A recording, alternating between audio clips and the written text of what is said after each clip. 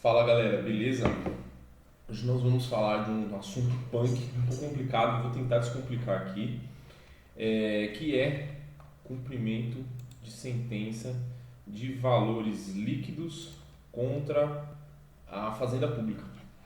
A ideia de eu fazer esse vídeo é que eu pesquisei pra caramba, cara, e assim, não tem ninguém falando sobre isso, então eu não tenho certeza do que eu vou falar aqui, mas eu juntei muita jurisprudência a favor e contra do que eu estou falando, então dá para defender os dois lados, aí vai de acordo com o apetite de risco, né? Se você tem um risco mais arrojado, vai para o lado que te convém, melhor, e se você tem um apetite de risco um pouco mais conservador, vai mais pró-fazenda. Eu vou explicar aqui melhor. Bom, para isso, o caso prático que eu estava pesquisando era uma ação declaratória cumulada com uma anulatória de um apontamento que tinha da empresa no sistema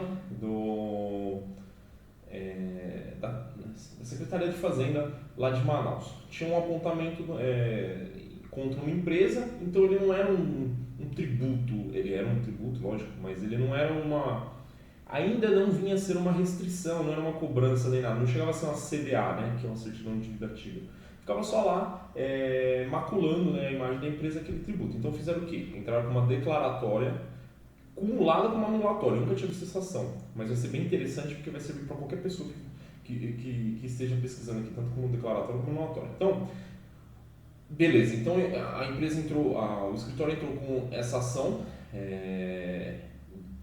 em face dessa inscrição, vamos chamar de inscrição lá no site deles, e objetivando sumir com aquele débito de lá, beleza? Então, o juiz concedeu, foi procedente a ação, provaram que não devia aquilo, que ainda estava em processo administrativo, se eu não me engano, então não podia ter esse apontamento, né, essa inscrição. Então, foi declarado nulo aquela inscrição, beleza. Aí, esse é o processo principal, mas aí tem o cumprimento de sentença, foi condenado em honorários. Esse é o grande ponto. Nosso ponto aqui do vídeo vai ser honorários sucumbenciais dessa decisão. Porque emergem um monte de dúvidas. Por exemplo, foi condenado, beleza, mas qual que é o proveito econômico? Eu coloquei aqui, qual seria o proveito econômico? Esse proveito econômico seria atualizável? Haveria juros de mora? Haveria a incidência de correção monetária? Quais índices, quais marcos temporais? Que é essa dúvida aqui, certo? E havendo proveito econômico, ele seria em qual tempo processual? Porque imagina que fosse uma CDA, estava lá inscrita em dívida ativa, valia 1 milhão. Só que isso na distribuição da ação, certo? Depois de 2 anos, antes do pouquinho da sentença, se você fosse lá, era outro valor, já era 2 milhões. E aí na época, no tempo da aprovação da sentença, já era 3 milhões.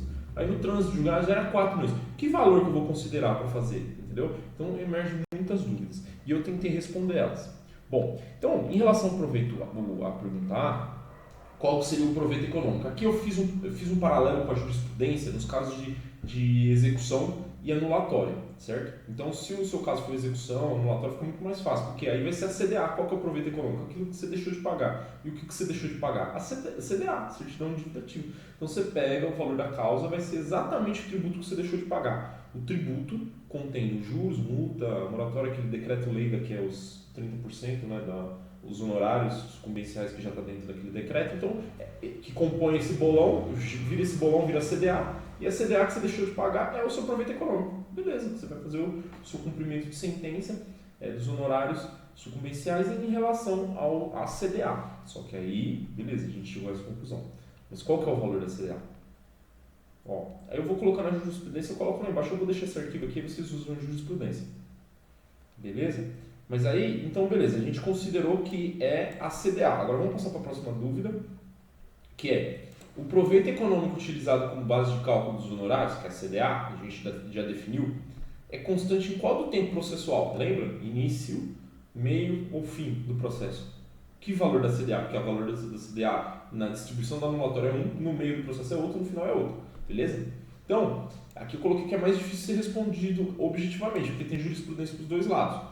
Então, o que eu coloquei aqui, que tem uma jurisprudência forte, que cita esse Aresp aqui, 2.054.706, que de acordo com a jurisprudência do STJ, no cálculo de honorários advocatícios arbitrados sobre o proveito econômico obtido, que é o nosso caso, deve ser considerados os valores na data do ajuizamento da ação. Então, que tempo processual? O mais conservador na data do ajuizamento, ou da execução, ou da anulatória.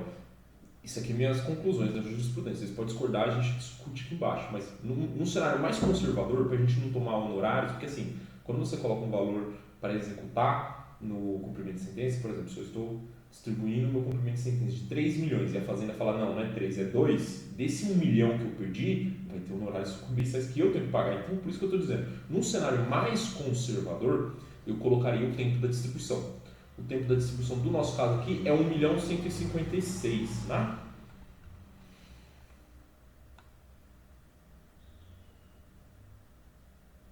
Eu não coloquei. Mas eu acho que era 1.156.000. Ah, não, aqui, ó, tá aqui, ó. Era R$1.104.939,97. Esse era o da distribuição. Então eu colocaria esse valor, o da CDA da distribuição da ação, da execução fiscal ou da anulatória, beleza? Então a gente já definiu duas coisas. O que é o proveito econômico? CDA. CDA de que tempo? Da distribuição da ação principal, da anulatória e da execução fiscal, beleza? E aí agora a gente, respondido esses dois passos, a gente tem que perguntar aí quais são os marcos temporais, quais são os marcos fulcrais da atualização. E a juros de mora? Bom, aqui já é mais tretinho. Temos como premissa o que o valor deve ser servir de base de cálculo para o cumprimento de sentenças, honorários comerciais, deve ser o valor do débito no tempo processual da propositura da ação. Isso é uma posição mais conservadora, dá para você ser mais arrojado. E aí, então, estabelecidas essas duas premissas, vamos lá para a atualização. Por se tratar de sentença líquida, o que significa líquida? Que eu tenho um proveito econômico, eu tenho a CDA, ela colocou só as faixas de porcentagem, né, tipo 10%, 8%, que é aquelas do artigo 85, eu também tenho um vídeo aqui, se você tem dúvida, como que calcula aquelas faixas escalonadas do artigo 85, eu tenho um vídeo aqui, só procurar. Mas aí, se você tem dúvida de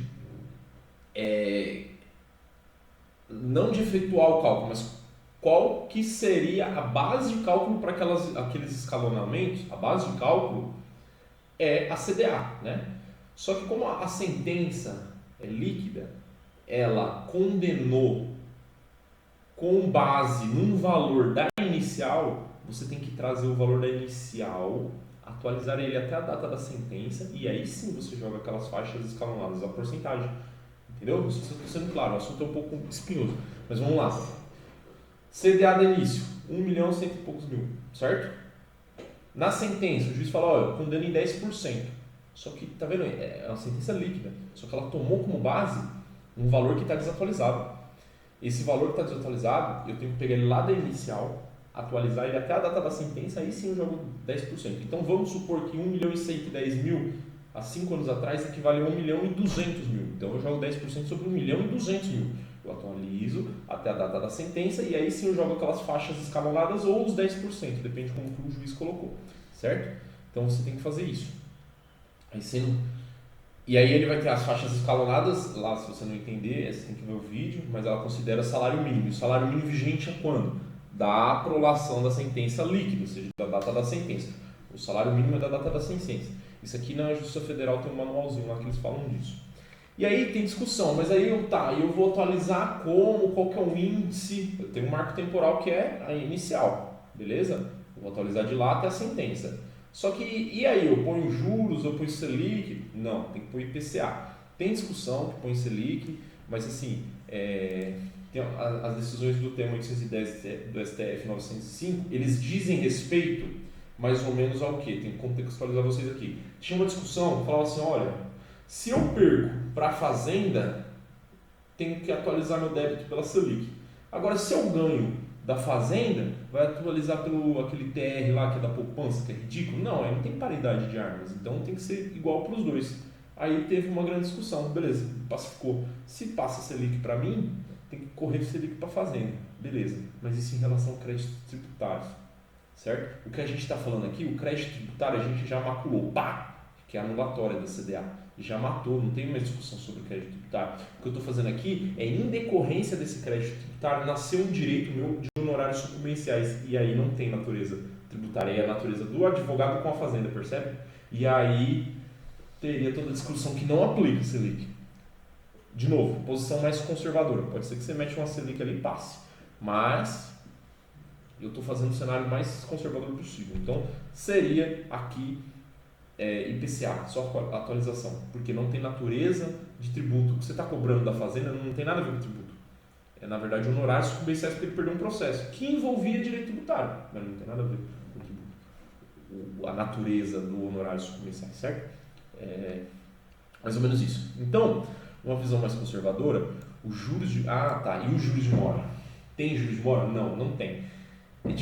Assim, de novo, tem discussão pro caramba, mas eu não colocaria juros de mora. Por quê? Tem entendimentos que a Fazenda fala assim, olha, tá bom, você é um advogado, você ganhou uma ação de mim, que é a Fazenda.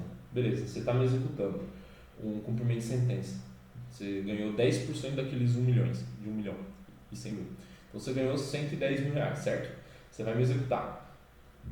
Então você vai executar esses 110 mil reais, você vai atualizar ele, colocar os 10% das faixas escalonadas e me executar. Distribuir na Justiça Federal é assim, você não abre um novo incidente processual. Você distribui uma mera petição no próprio processo, só alterando a classe processual para cumprimento de sentença, certo? Você vai distribuir esse cumprimento de sentença de 110 mil reais contra mim, sem colocar juros.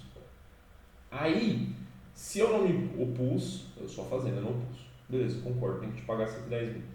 Não vai ter litigância, não vai ter litigiosidade, então não vou ser condenado em novos honorários. Beleza, você ganhou o direito de receber 110 mil.